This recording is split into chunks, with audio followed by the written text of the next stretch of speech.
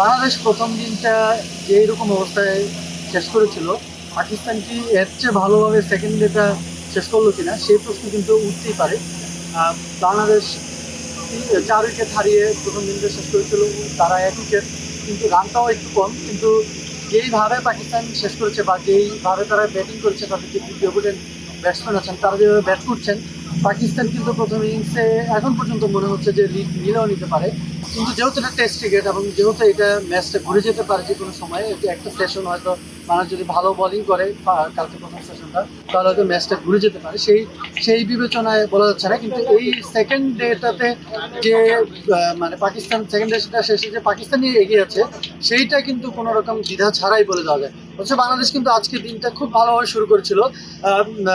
লিটন দাস এবং মুশফিকুর রহিম তারা দুজন দিনটা শুরু করেছিলেন এবং মুশফিক কিন্তু 50টা করে ফেলেছিলেন এবং তার সেঞ্চুরির দিকেও যাচ্ছিলেন। কিন্তু সমস্যাটা হচ্ছে যে বাংলাদেশ দ্রুত 6 উইকেট হারিয়ে ফেলেছে। লাস্ট 75 রানে বাংলাদেশ 6টা উইকেট হারিয়েছে এবং বাংলাদেশের যে লোয়ার অর্ডার ব্যাটসম্যান ছিলেন, বিশেষত শেষের দিকে যাদের আসলে একটু কন্ট্রিবিউট করার কথা ছিল, মেহেদী হাসান মিরাজ বা লিটন দাস, তারা তাদের প্রত্যাশা অনুযায়ী পারফর্ম করতে পারেনি। তারপর বাংলাদেশে একটা সময় 400 হবে কিনা এরকম একটা সংখ্যাও তৈরি হয়েছিল, কিন্তু তাসকিন আহমেদের একটা ইনিংসের উপরে ভর করে বাংলাদেশ কিন্তু শেষ পর্যন্ত 400 ক্রস করেছে। এবং 400 ক্রস করার কারণে একটা সাইকোলজিক্যালি বাংলাদেশ কিন্তু একটা এগিয়ে ছিল।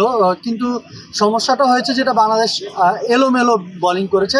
এইটাই মনে করেন বাংলাদেশ দলের সহকারী কোচ মোহাম্মদ সালাউদ্দিন, তিনি আজ দিনের শেষে প্রেস কনফারেন্সে এসেছিলেন এবং তিনি মনে করেন যে বাংলাদেশ আজকে এলোমেলো বোলিং করেছে এবং আজকের দিনটা শেষে তারা এখন মাত্র দিনটা শেষ হয়েছে, তিনি যখন কথা বলছেন তারপর তারা ড্রেসিং রুমে এটা নিয়ে কথা বলবেন যে তারা আসলে কোথায় উন্নতির জায়গাটা আছে। তো বাংলাদেশ যেরকম এলোমেলো বোলিং করেছে, দ্বিতীয় দিনের শুরুতে কিন্তু ততটাই ডিসিপ্লিন বোলিং করছে পাকিস্তান। বিশেষত মোহাম্মদ আব্বাস, তিনি দুর্দান্ত বোলিং করেছেন এবং তিনি প্রথম দিনে বেশ ভালো বল করছিলেন কিন্তু উইকেট পাচ্ছিলেন না। দ্বিতীয় দিনে তিনি দুর্দান্ত বোলিং করেছেন এবং তার এই যে এত ভালো বোলিং করার পেছনে তার দলের যিনি সতীর্থ প্রেস কনফারেন্সে এসেছিলেন আজকে দ্বিতীয় দিন শেষে, ইমামুল হক, তিনি মনে করেন যে ডোমেস্টিক ক্রিকেটের তার যে এক্সপিরিয়েন্স, কাউন্টি ক্রিকেটে কিন্তু তিনি নিয়মিত খেলেন, প্লাস পাকিস্তানের ডোমেস্টিক ক্রিকেট খেলেন, 215টার উপরে ফার্স্ট ক্লাস ম্যাচ খেলেছেন।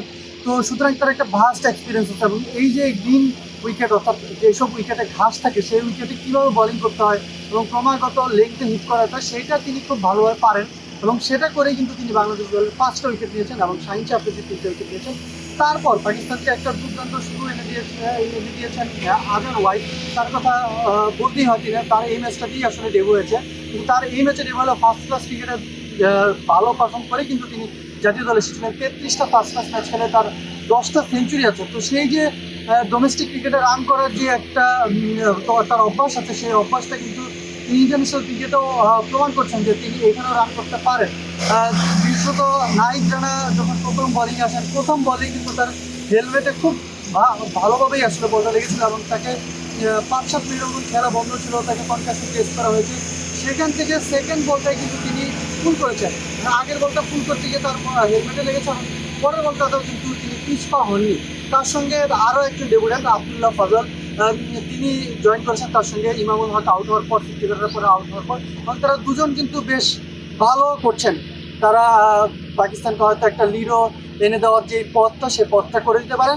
এবং বাংলাদেশ দলের যিনি সহকারী কোচ সালাউদ্দিন, তিনি এসেছিলেন এবং তিনি বলছেন যে বাংলাদেশ আসলে প্রথম ইনিংসে 50টা রান কম করেছে, সেটাই হয়তো বাংলাদেশকে প্রথম ইনিংসে পিছিয়ে দিতে পারে। তবে যেহেতু টেস্টের এখনো 3 দিন বাকি আছে, মোহাম্মদ সালাউদ্দিন আশাবাদী যে বাংলাদেশ দল ঘুরে দাঁড়াতে পারবে।